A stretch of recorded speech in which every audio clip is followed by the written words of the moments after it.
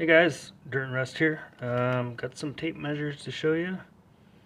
This one is a Klein Tools Ints 8-foot Chicago, USA 922-8.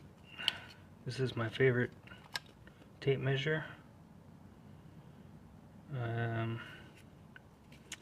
It's got the lock here, the thumb lock. And that's the main reason why I like it, and I like it also because it's Klein Tools. And it's got the belt clip here.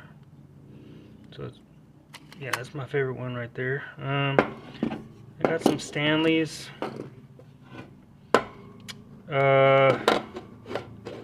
One of these Garrison gave me. I'm thinking it's